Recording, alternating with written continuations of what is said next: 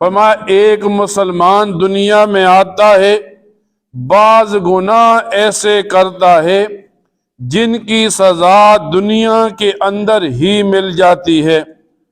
نبی کریم صلی اللہ علیہ وسلم فرماتے ہیں جو قوم خیانت شروع کر دیتی ہے اللہ تعالی غیروں کا رعب اس قوم کے دل میں ڈال دیتا ہے۔ پھر احادیث میں یوں آتا ہے کہ منافق آدمی کی نشانی ہے کہ جب وہ کوئی کام کرتا ہے، بات کرتا ہے تو جھوٹ بولتا ہے، جب اسے امانت دی جاتی ہے تو وہ خیانت کرتا ہے۔ خیانت کسی کہتے ہیں؟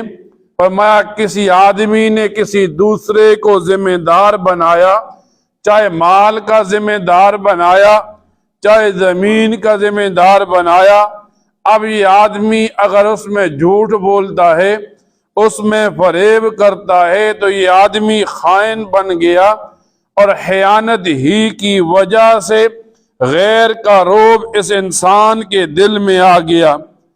پھر نبی کریم صلی اللہ علیہ وسلم نے یوں فرمایا جو قوم ناپ تول میں کمی کرتی ہے اللہ تعالیٰ اس قوم کے رزق سے برکت کو اٹھا لیتے ہیں۔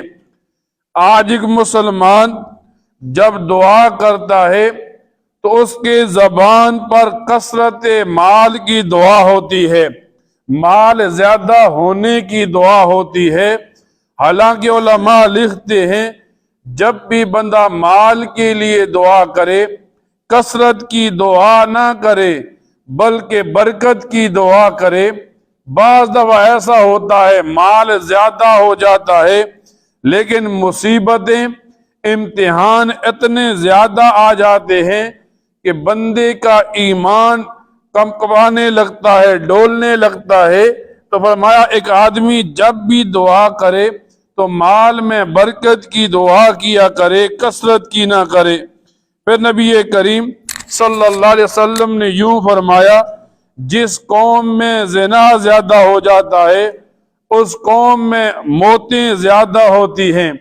آج ہم دیکھتے ہیں ایک تو ویسے بھی موت آتی ہے، پھر ایک ایسی موت جسے انسان کا دل و دماغ قبول نہیں کرتا کہ کوئی نوجوان آدمی دنیا سے چلا گیا، اچانک موت آ گئی، اور اچانک موت کا غم عام موت سے زیادہ ہوتا ہے۔ پھر نبی کریم صلی اللہ علیہ وسلم نے یوں فرمایا جو قوم عہد و پیمان چھوڑ دیتی ہے اللہ تعالی دشمنوں کو اس پر مسلط کر دیتے ہیں۔